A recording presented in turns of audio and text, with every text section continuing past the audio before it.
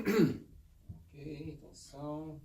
3, 2, 1, gravando. Olá pessoal, sejam todos muito bem-vindos. Voltamos à legislação penal especial. Vamos agora estudar a Lei 9455 de 97, a Lei de Tortura. Lembrando que o crime de tortura é equiparado aos crimes hediondos. Vamos então, coloque na tela a Lei 9455 de 97, a Lei de Tortura. Olha lá, Lei 9455 de 97. Temos um crime que é equiparado a hediondo, e aqui eu paro um pouquinho.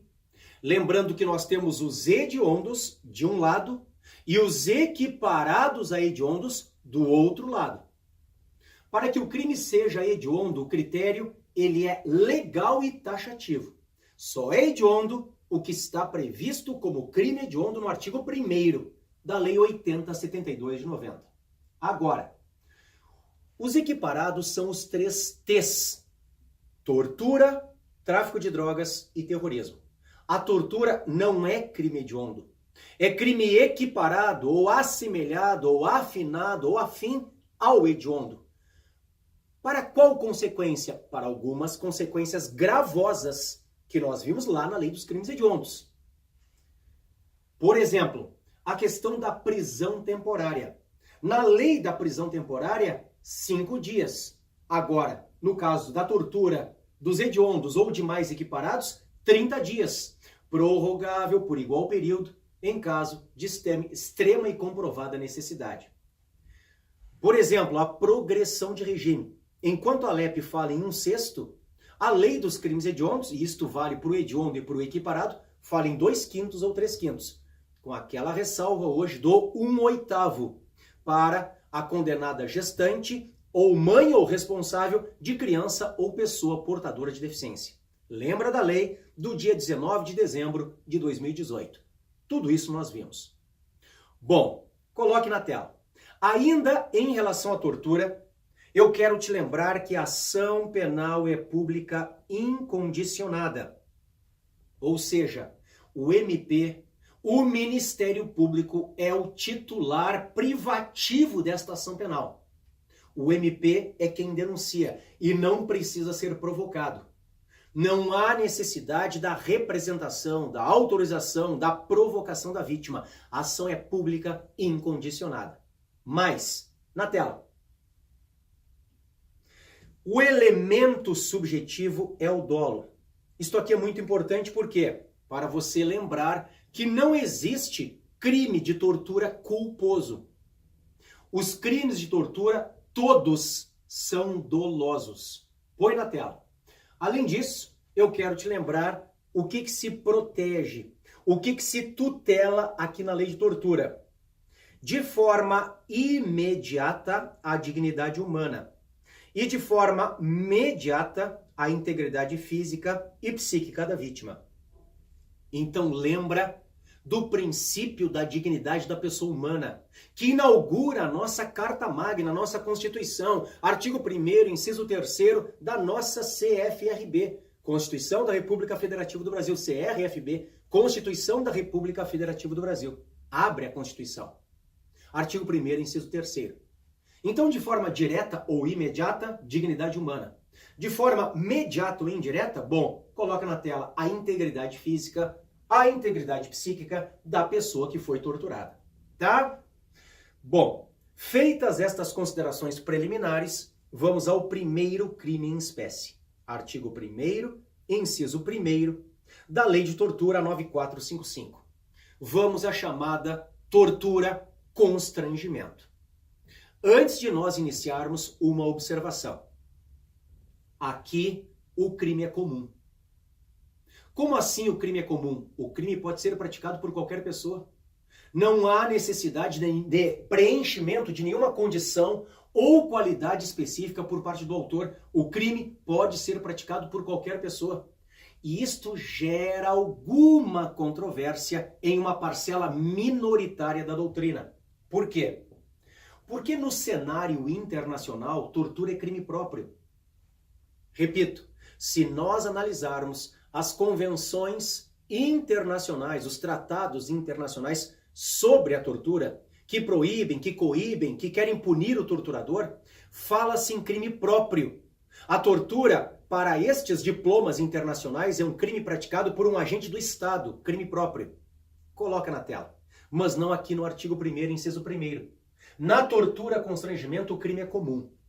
Diz assim: constitui crime de tortura. 1. Constranger alguém com emprego de violência ou grave ameaça, causando-lhe sofrimento físico ou mental. Letra A. Com o fim de obter informação, declaração ou confissão da vítima ou de terceira pessoa. Nós conhecemos a letra A como tortura prova.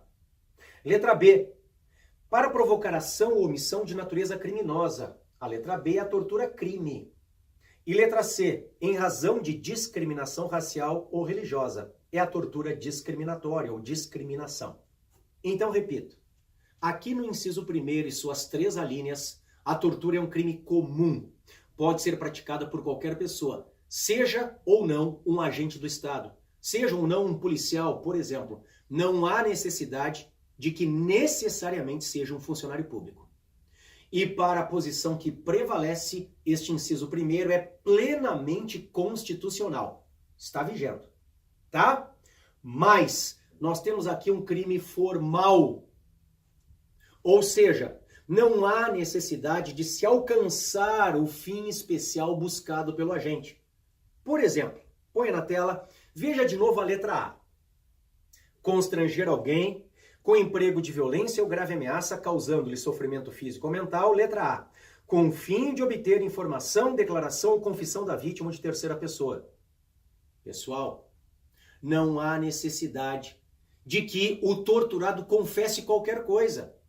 A consumação, ela ocorre no momento do constrangimento. Constrangimento mediante violência ou grave ameaça, causando esse intenso sofrimento físico ou mental para a vítima. Põe na tela. Físico ou mental. Olha lá. Físico ou mental. Não precisa ter marcas da tortura no corpo. Pode ser físico, mas pode ser mental também. Como o crime é próprio, não há necessidade do resultado. Então, por exemplo, a vítima não precisa confessar nada na letra A. Como não precisa, na letra B, põe na tela, praticar nada.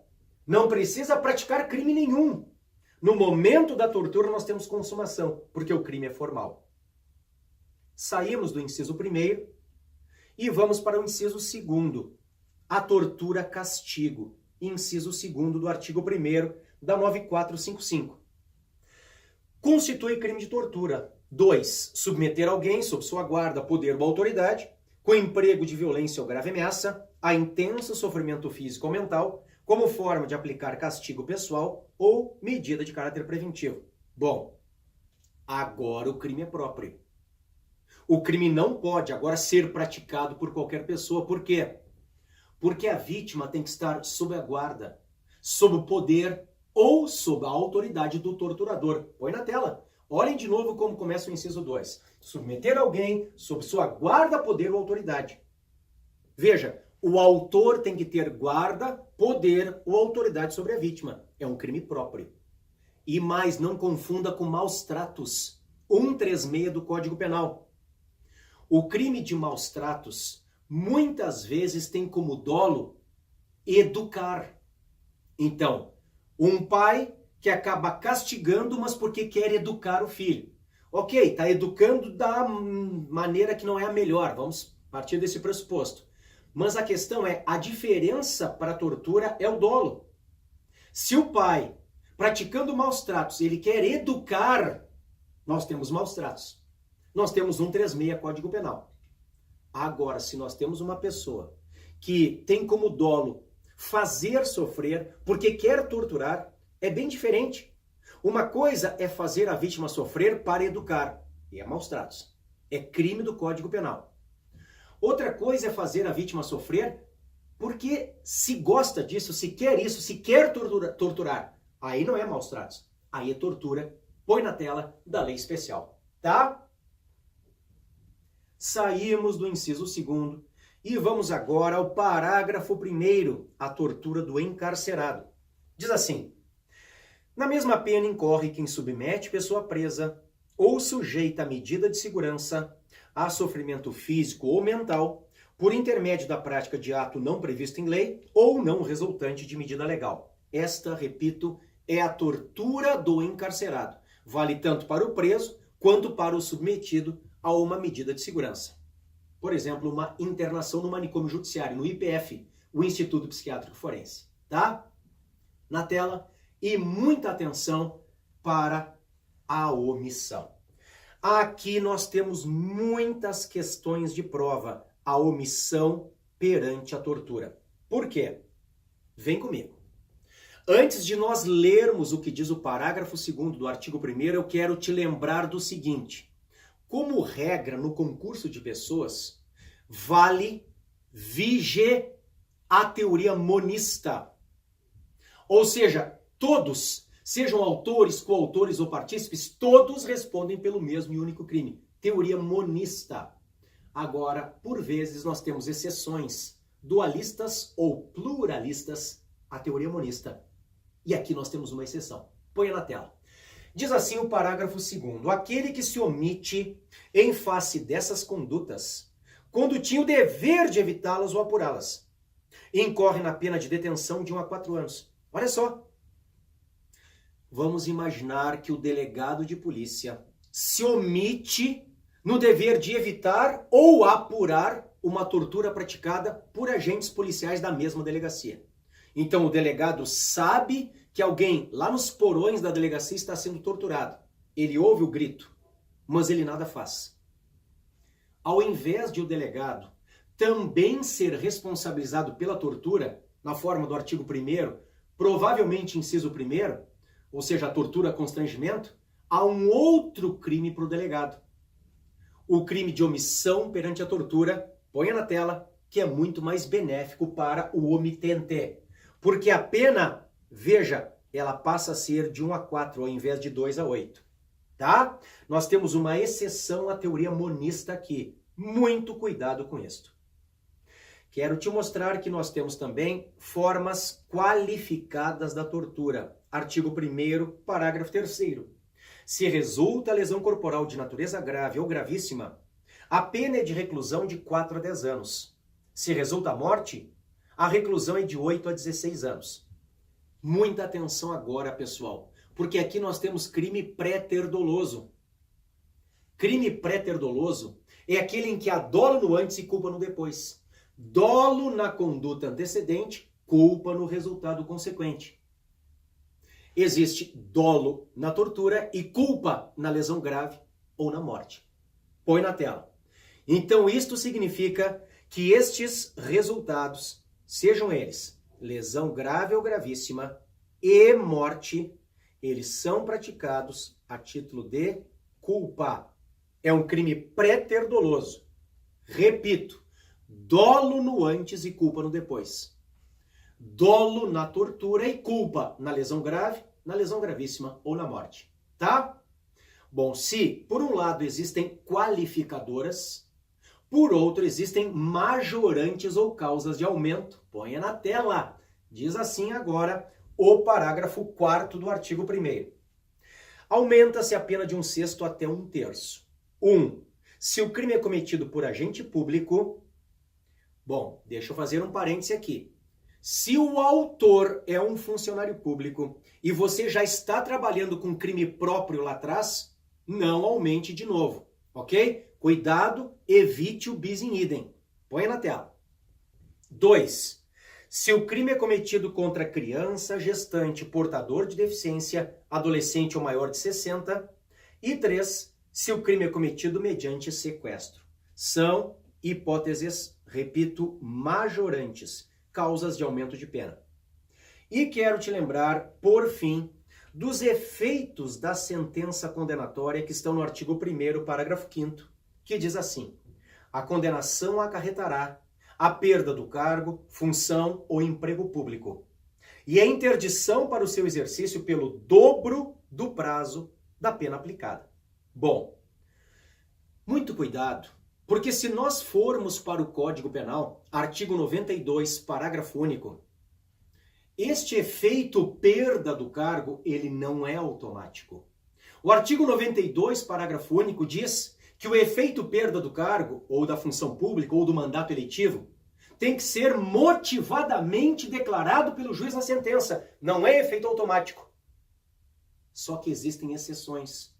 Uma exceção está na Lei do Crime Organizado, a 12.850, e outra exceção está aqui na tortura pessoal. Põe na tela, artigo 1º, parágrafo 5º. Aqui, segundo a jurisprudência do STJ, o efeito é automático. O que eu quero dizer com isso, efeito automático? Pessoal, se nós temos um policial, vamos lá, um funcionário público, um policial, que vem condenado de forma definitiva pelo crime de tortura, ele vai perder o cargo como efeito automático da condenação. Ainda que o juiz não motive aquela perda, que o juiz não fundamente a perda do cargo. Por quê? Porque decorre da pura e simples condenação. É jurisprudência pacífica do STJ, ok? E eu quero te lembrar, por fim, que o artigo 2º da Lei de Tortura traz mais uma hipótese de extraterritorialidade. Ou seja, de aplicação da lei penal para crime que aconteceu fora do Brasil. No caso, a tortura. Se a tortura aconteceu fora do Brasil, naquelas hipóteses do artigo 2º, a vítima, o torturado é um brasileiro, ou o autor, o torturador, está sujeito à jurisdição brasileira, no local sujeito à jurisdição brasileira, nós vamos aplicar a Lei 9455 de 97. Ok? Muito bem, bons estudos e aquele abraço! Ok, professor. 16h50.